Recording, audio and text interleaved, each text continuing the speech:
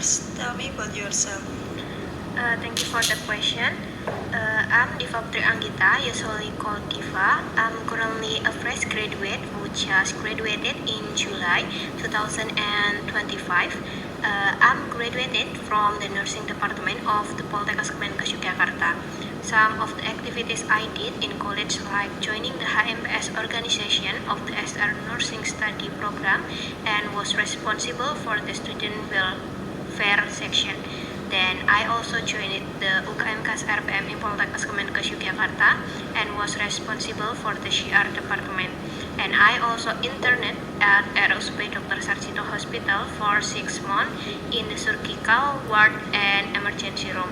I'm interested in applying to this hospital because I have experience and passion in surgical nursing and emergency nursing, which will help me to contribute and develop in this hospital. Okay, Diva, why should we hire you? Thank you for your question, ma'am. This position is very relevant to the skills I have, so I can make sure with my skills and experience in this field, I can make a good contribution to the progress of this hospital. I'm adaptable to change and able to learn new things quickly because when there are new things beyond my abilities, I consider it a challenge that must be lived and mastered. Okay. What skill did you do in clinical? Thank you for the question, ma'am. Based on a job posting, I saw it via LinkedIn. This hospital was looking for candidate for nurse in the surgical ward. With my experience and skills, I was interested in applying for that position. I am capable of BTHLS, HLS, and operation room management. In accordance with the qualifications sought, I have also attended operation room training, regularly study via e-learning, books, or related journals. With my hard skill and soft skill, I hope to be able to contribute to this hospital. Okay, next question is, what is a strength that you have and what is a weakness that you have? Thank you for the question, ma'am. My strengths are that I am able to perform emergency treatment on patient, able to cooperate with the team, can adapt quickly, have good analytical skills in solving problems, and have high integrity. And my weakness is that I am not able to manage my time well. But to overcome this, I usually priority the activities that must be done. Okay, if you make a error charting, how do you fix it? Thank you for the question. Humans will never escape from problems, whether big problems or small problems. The first step I take is to surrender to God, asking for peace of mind and soul, and asking for enlightenment for the problem. Then I will look for the root of the problem first and try to see another point of view and think positively. After that, I will deal with the problem properly according to the problem solving flow that I have made. At the end, I close the case by praying and not forgetting to evaluate myself for future improvement. Okay, tell me about a time or situation when you were under pressure. Thank you for the question. I feel that when patients and their families don't trust me, and when my superiors don't trust me either, that's when I feel I'm under a lot of pressure, or when the patient's family or the patient has high expectation of me. However, I make the pressure as an encouragement to focus more on work and as a motivation for me to be able to do better therapeutic communication. I will strengthen my therapeutic communication skills so that patients and their families can establish a trusting relationship with me. Okay, next question, if you were the nurse for a patient going into surgery, what are the pre-op and post-op teaching you would discuss with the patient? Thank you for the question, ma'am. Before surgery, it is necessary to discuss the patient's medical history of food and drug allergies, the presence of absence of pain when urinating, anxiety before surgery, and conduct a physical examination and laboratory tests.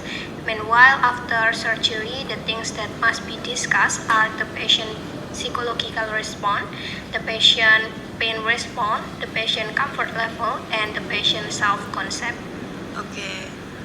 Next, if you have an older patient that has been in bed 2 weeks, is short of breath, and has a respiratory rate of 40, what do you do? Thank you for the question. What I have to do when there is a patient with such a condition, the first thing to do is positioning the patient half sitting or semi-forward, then provide oxygen therapy with NRM, and encourage the patient to do deep breath relaxation. Okay. Next, please tell me about national patient safety goals. Thank you for the question, ma'am. The national patient safety goals are: first, identify patient correctly. Second, improve effective communication. Third, improve the safety of high alert medication. Fourth, ensure safe surgery. And then reduce the risk of healthcare associated infection. And the last one is reduce the risk of patient harm resulting from falls. Okay, next. Now, the order of vital signs include airway, breathing, circulation, and pain, and emergency situation. Thank you, ma'am, for the question. A patent airway is a vital requirement for human because if air cannot reach the lungs, death can occur within minutes. Airway obstruction is an emergency. Get expert help immediately. Untreated airway obstruction causes hypoxia and risk damage to the brain, kidneys, and heart, cardiac arrest, and death.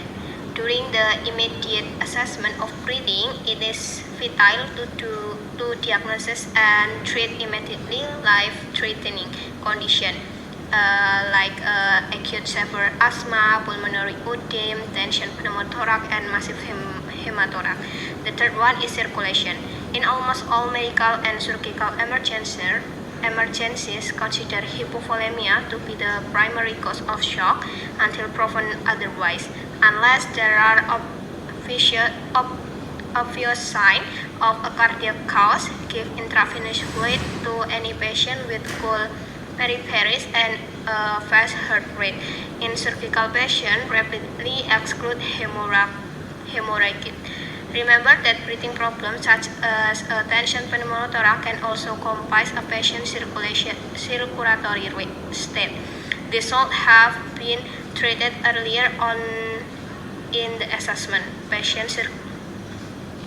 And then pain. We must assess the pain using PQRST. If the patient is awake, ask how are you. If the patient appears unconscious or has collapsed, shake him and ask, are you alright? If he responds normally, he has a patent airway, is breathing, and has brain perfusion. If he speaks only in short sentences, he may have breathing problems. Failure of the patient to respond is a clear marker or critical illness. The first rapid look, listen, and feel of the patient should take about 30 seconds and will often indicate a patient is critically ill and there is a need for urgent help. Ask a colleague to ensure appropriate help is coming. If the patient is unconscious, unresponsive, and is not breathing normally, start CPR, organic to the resuscitation quickness. Okay, Diva. I think enough for the interview. Thank you for your attendance to join this interview, Diva. Thank you, ma'am.